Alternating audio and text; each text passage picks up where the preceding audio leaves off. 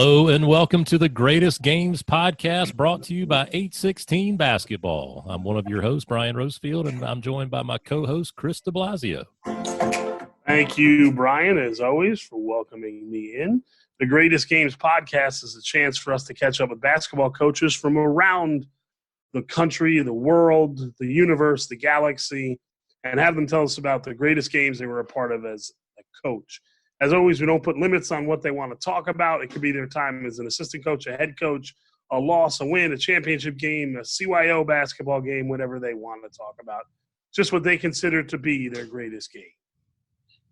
And today we have a coach from the New Jersey Galaxy. Let's welcome in our guest for today, Coach Adam Sidrow, who just finished his second season at Midland Park High School in Midland Park, New Jersey. Welcome in, Coach. How are you guys? Hi, Brian. Hi, Chris. We're doing Good well. to be here. Fantastic. We appreciate you coming in and answering some questions and talking some hoops with us. And we're excited to get to know you a little bit more. I'm excited to get to know you a little bit more. I know Chris knows you a little bit better than I do. It'll be fun. Glad to be here. All right, Adam, why don't you just briefly take us through your resume as a coach, where you've coached, what maybe you've accomplished and all that. Just kind of take us through there. Sure. So my first coaching job was 2000. After I graduated college, I was at Don Bosco Prep up in Ramsey for 7 seasons. So 2000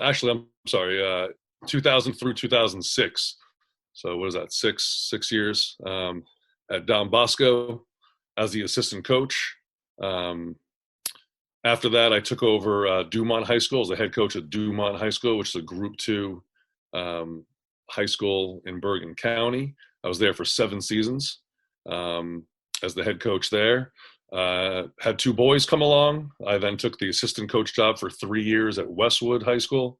And now I'm in my second year as head coach of Midland Park.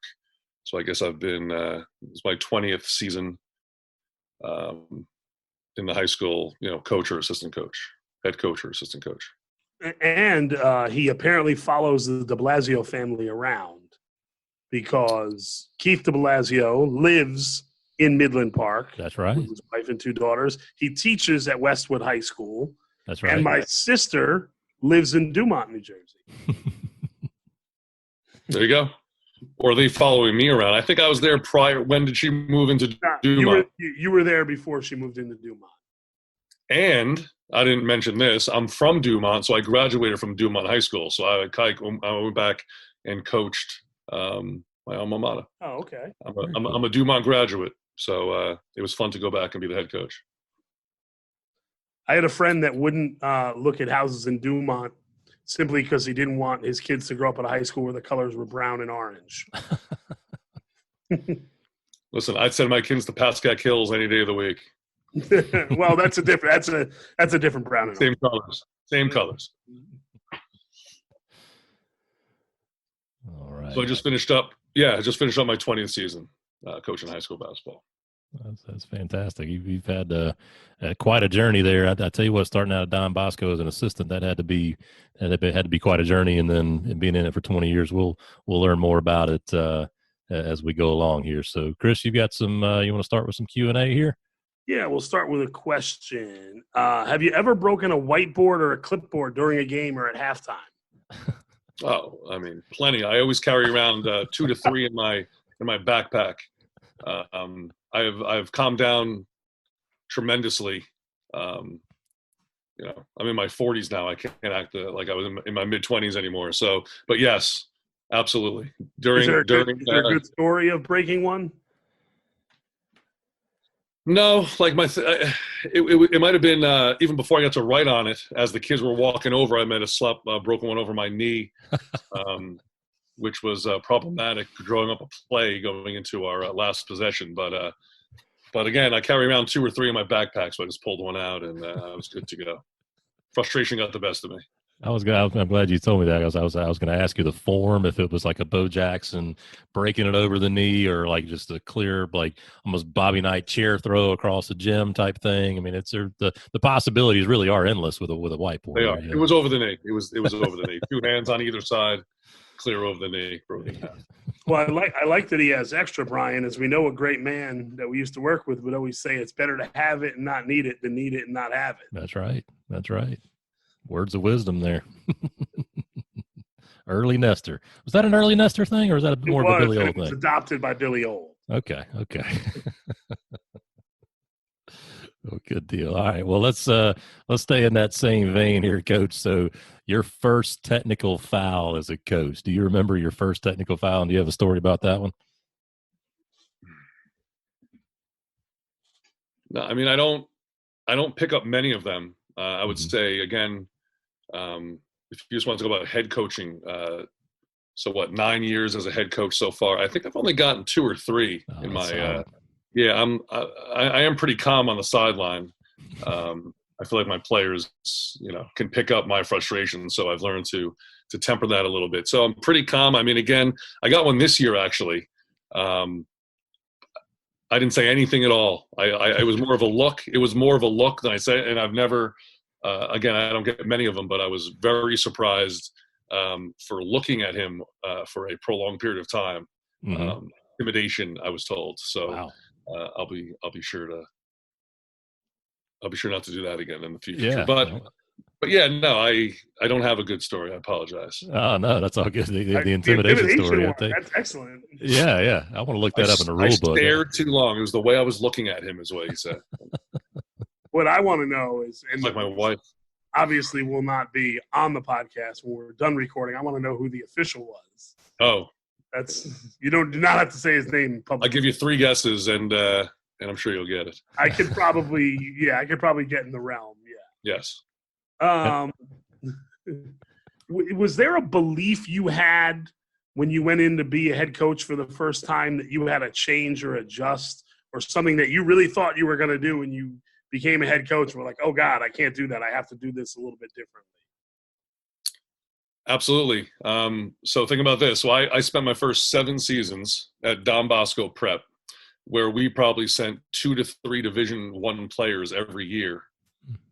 So obviously, right from the off-season workouts and programs, the dedication they showed to the practice drills and things they did in practice, and then the philosophies, right? The defensive philosophy, the offensive philosophy, and the plays they ran.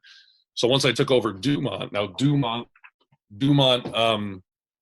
was a program that, again, I graduated from and didn't have much success in recent years before I took over. They won 2 games in 2 seasons. They went 0-21 one season, and they went 2-19 the 2 seasons prior to me taking over. So I'm coming from this Bosco program. I'm like, all right, I got this, no problem. I've been around the best. I've been watching. I've been, taking in everything.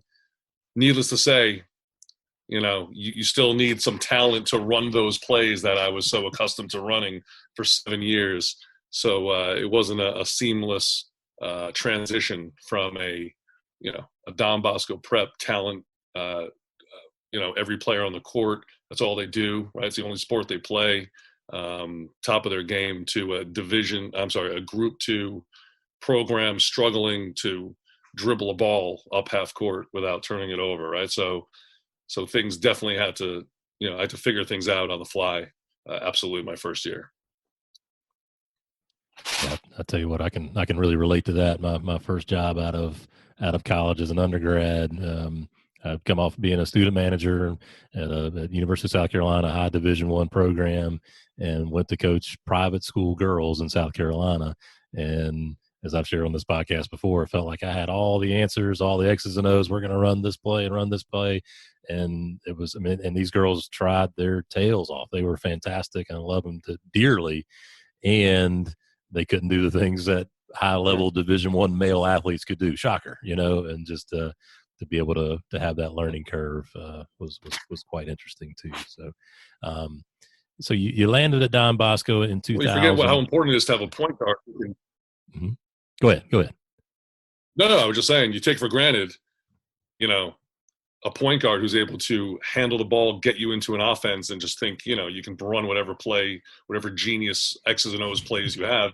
But if you don't have a kid who can dribble and handle the ball and look up at, see what's going on, it doesn't matter what you're running, right? You can't get into anything. So Yeah. I had to change some things up pretty quickly after I noticed that the first year. Mm-hmm. Yes, I have those Group 1 problems. The point guard is not allowed to come out of the game in a Group 1 basketball game. The point guard cannot get in foul trouble and cannot come out. Well, at least you have a point guard. I don't even have one. You have a very good shooting guard and you have a good big man. Correct. I do. I'm not going to complain at all. They're good kids. We'll get to that, though. Oh, yeah.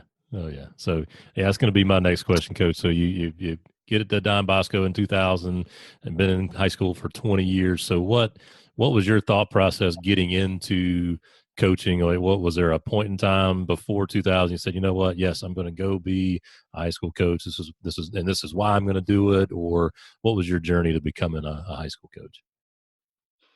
So obviously I played all 4 years at Dumont High School. I went to Keene State College up in New Hampshire. I was part of the program there on the staff, and had a couple years of injuries, so I wasn't able to play as much. But I was always, loved the game. My father, going back, he played for the University of Miami. He was a Hurricane back in the day, and just grew up around the game, and I loved it. Now that, the plan was not to become a coach or a teacher out of high school, out of college, but working in the city, sitting behind a desk, making cold calls was not for me.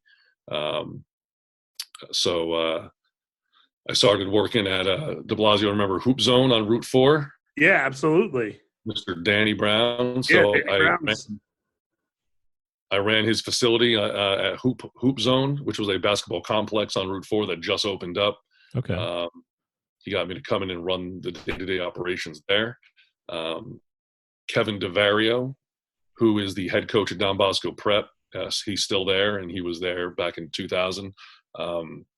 Came in, we started talking. He used to come in a lot, and I guess he was looking for an assistant coach. And we started talking, and he saw he knew my background, and got me in, and I loved it. That's when I started taking some teaching classes and figured if I'm going to be a coach, that's my path I want to take. Teaching, coach go hand in hand, and I took some classes. I already had a accounting, marketing background, so I didn't need a lot of math courses to get my degree, my certificate in math, be highly qualified. So that took maybe a year that took of just going to school, and it took off. I was coaching at Bosco and taking some classes, and within a year I had my certificate. I was done. First job, actually, my first teaching job was at St. Cecilia's in Englewood. Do you know who coached there? Who was the coach of State? Vince Lombardi. Wow. That's right. Okay. Again, Adam, you were stalking my family. My dad graduated from St. Cecilia High School in 1965. Was that right? But he was there before you. So when as soon as I got my certificate to teach, my first job was St. Cecilia's in Englewood for 2 years. As I was coaching at Bosco, I taught there, and then I got a public school job two years. Yeah. So that's the path I took. Yeah. I've been doing it ever since. I love it. Love coaching. Love being around the kids. Yeah. It's a good time.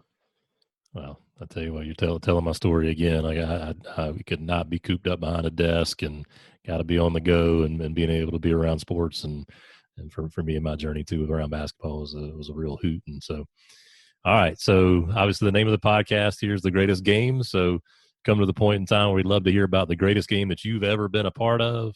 You can give us as much information as you can, and just really why it's so special to you. So, giving this some thought, I mean, there's been quite a few games that have, that I've been a part of. Unfortunately, being a head coach at Dumont for 7 years, I don't have like a classic game. I mean, again, just thinking about, their struggles before I got there. It was fun, a great game. My third year into Dumont, we made it. And I don't remember this. This was 08, 09, 2008. Remember the Mawa team from 08, 09 that almost beat or should have beat Bosco? Or were you here then or not? No, I was still living in South Carolina. I was actually coaching with Brian at Ridgeview High School. So it was 2008. 2008, 2009 season. Mawa had a great team. I think they made it to the semifinals. So I remember watching the game, the semifinals, and it was being played at Ramapo College. They were playing Bosco in the semifinals. They were up all game. I don't think they ever trailed. It might have been a 1-point game back and forth, but I mean, Mawa was legit that year, and this was my third year at Dumont. Anyway, they were like the 2 seed. We were the 15 seed in the States, and we brought them to overtime in the States. Ended up losing in overtime by 3. But that was, again, there were some good games as a head coach, but the most, you're talking about best games I've ever been a part of. De Blasio, you were there. Westwood Newton, I think you were at that game, 2017, 3 years ago. We made it to the Group 2 section final out in Newton, New Jersey, which is an hour and a half, who knows where, from where we live, out west a little bit. And I mean, they hit a half court 3-point shot to tie the game, to get it to overtime. And then we were down 2 with 5 seconds left, and one of our players went left and made a running bank shot off the glass to send it to double overtime. We ended up losing in double overtime, which was a heartbreaking. I mean, it's the hardest game I've ever been a part of. But also, if you look when you look back, it was a great game. But I mean, I remember that like it was yesterday. And I mean, you go to YouTube, you type in Westwood versus Newton. I mean, it's the first thing that obviously that pops up, and it was a great game, classic game. That was definitely one of the best games I've been a part of. So how far into the playoffs was that? Now, I'm in South Carolina, so y'all start talking Group 2 sectionals. Yeah, educate me a little bit. Lower state semifinal or upper state semifinal. So basically a fourth round game. It would be the upper state semifinal here. Yeah. They were North. You guys were North 1, right? Yes, North 1, Group 2. And then there's North 2, Group 2. Correct. So we would have played the winner of the yes. So deep into the playoffs, they bank in a 3 to force overtime. Y'all hit a running layup to force double overtime, and then lose in double overtime. Wow. That was one of the toughest games, one of the best games I've ever. And again, all these games I can tell you about, I've never been on the winning side of one. I can tell you 4 to 5 like heartbreaking losses, and I've never been on the other side yet. It's coming. It's karma. It's going to come sometime, but we'll fix that. You're going to be on the winning side of one of these this season. We'll have you back after the season, and you'll be able to tell us about it. So it's no problem. Yeah, we'll. What was the feeling like going up to that game? Obviously, you were an assistant with Coach Santulli, who we're going to have on the podcast later on this week. What were you guys thinking going into that game? Did you think you could win it? Did you know you could win it? No, I mean, we knew it was going to be a good, close game. I mean, we had a couple, we had Kramer on that team, who's a Division I football player up at Dartmouth right now. I mean, we had Palillo, we had athletes, Liddy. We knew they had athletes. We watched a lot of film, obviously. We felt confident that we can win the game because of our style of play and the way that we can defend, we thought. And again, we had the lead the majority of the game. 5, de Blasio. Up 5, 15 seconds left, and we lost. Up 5, and on the free throw line, Palillo missed the front end of a 1-and-1. That's right. Up 5, 15 seconds left. He's on the line, and somehow we lost that game. So that was a killer. The other game, I don't know what was shot for time or not, but go for it. And Don Bosco, it was 2004. Bosco versus Seton Hall Prep. I don't know if you remember Brandon Costner went to NC State. Brandon Costner. Yes. We Rose, you weren't working with us then. I think we played NC State in 05. Okay. Huh. Was that just before you came back? No, I would have been there. I don't remember. So he was a freshman that year. Brandon Costner was a freshman in 05, I believe. Okay. Yeah. Who did you guys have? Oh, God. I mean, we had John Oates, a 6'10" kid who went to Boston College. I I think that was a year before Biggs got there. Tyrell Biggs went to Pitt. Right. Yeah. I think Seton Hall Prep also had a Gibb. Ashton Gibb, I think, was on that team, the Seton Hall Prep team. Where did he go? Ashton Gibb. I know that name. Ashton Gibb. I know one of them went to Pitt. I want to say he went to Pitt, I thought. Maybe. Yeah, one of the Gibbs went to Pitt. One of them went to Notre Dame, but I think the last one just went to Notre Dame. Okay. There were 3 Gibbs, I believe. But again, similar situation. I think that was a final, a semifinal game or a non-public final, and it might have been Brandon Costner that hit a 3 at the buzzer, and we lost at the buzzer. Again, we were leading all games. Seton Hall Prep, I think, was 21-0 or 23-1 going into that game, type of game, and another heartbreaking game. But again, a great game, right? Like when you look back, it was a great game to be a part of. But a lot of things you learn from losing. Absolutely. I think like you said, in the moment, those games are tough, but you look back and you realize all the great things that the kids did. Yep. And things you could have done that you didn't do. Yeah. Right. Yeah. I mean, you use it, like you said, you use it as a learning experience. Absolutely. Yeah, I had similar moments. Blas and I were talking about this the other day, but one of the greatest games, this was at a JV level in South Carolina. Had a kid rotate over. We're up 1. Late game, kid rotates over, just gets bulldozed, clearly takes a charge, no call. Kid lays it in at the buzzer, we lose the game. And, we're in the locker room, kids talking after the game. They're crying. I'm like, guys, listen, we did everything. You did everything that you were coached to do. We didn't get the call. Like, yeah, I'm disappointed.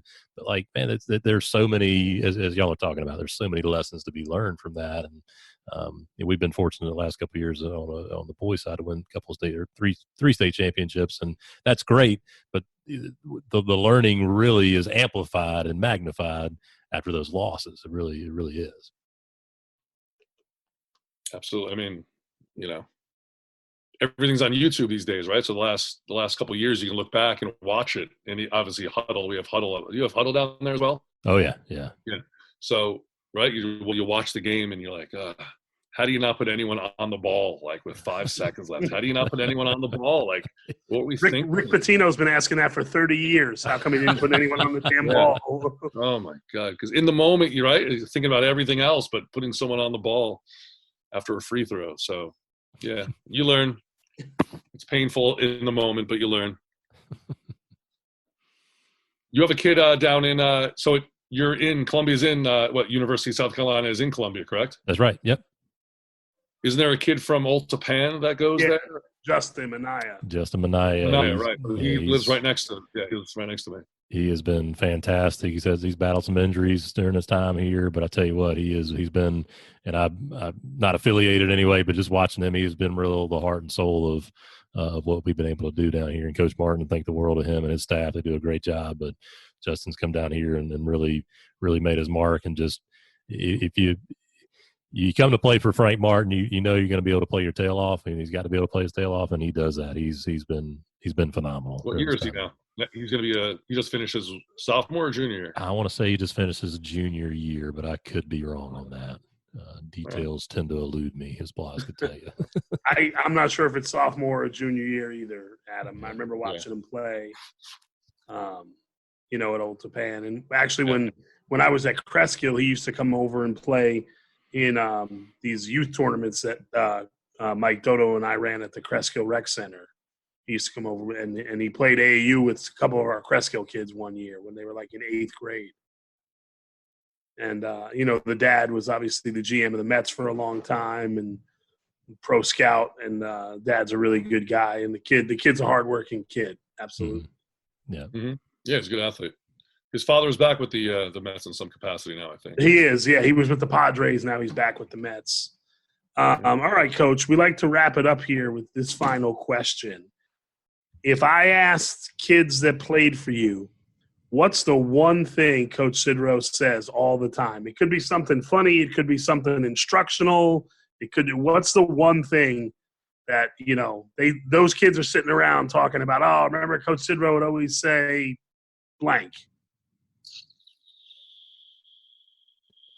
put me on the spot here, de Blasio. Something I always say. While you're thinking about it, I will tell you, like, one of the things that I constantly said was Great. fake a pass, make a pass. Fake, and sometimes I'd say, like, why do I keep saying that? Just say something else, but fake a pass, make a pass, so anything like that, you just keeps coming out of your mouth. It's just like, why does this keep coming out? Or something like that. So I appreciate you saying that because it just jogged my memory. So there's two things I always say, especially recently. It's stop dribbling, right? Stop dribbling the basketball. For the love of God, please pass the ball. And number two, it's make a bounce pass. For the love of God, make a bounce pass. Stop trying to throw the ball over people's arms and hands and fake pass, throw a bounce pass, please, and stop dribbling. Stop dribbling. Stop dribbling. It's a great one. Kids love to dribble the air out of the ball nowadays because that's what they watch. But if you saw me, in the last 2 years, like I screamed that from the sideline. Scream it. Stop dribbling the basketball, please. Please stop. Right? Just find someone to pass to. Give it up. Give it up. So a lot more bad happens when you dribble a ball than good. A lot more bad. Right. That's right. It's like it's the canary in the coal mine when kids just reverse the ball a couple of times and don't dribble and they take an open layup or they get an open shot. And it's kind of like, oh man, this is exactly what I've been coaching you to do. And man, it looks beautiful when it's done. And then usually the next time down the floor, what's going to happen? You're going to start dribbling again. That's right. Dribble off their foot out of bounds. Yep. And they don't, it's right back to where we left off. We broke a press this year on 4 passes and got a layup. And I called the timeout immediately and just was like, is there a reason we don't do that more often? Like no dribbles. We ran the press break right. Everyone cut hard, passes, and we got a layup. I was like, guys, it's not that difficult. Mm-hmm. The next time we inbound it, my point guard puts it on the floor, gets it taken away. It's just frustration. But fun. Still fun. It is fun. It is fun. Well, Coach, we just can't thank you enough for coming in, and really appreciate you giving us some time here to tell us about your greatest game and learn a little bit more about you. Just really, really, really appreciate you coming in today. I had fun. I appreciate it. Thanks for having me. Well, again, we'd like to thank you for coming in and telling us about your greatest game. And for my co-host, Chris de Blasio, I'm Brian Rosefield, and thank you for listening to this episode of The Greatest Games.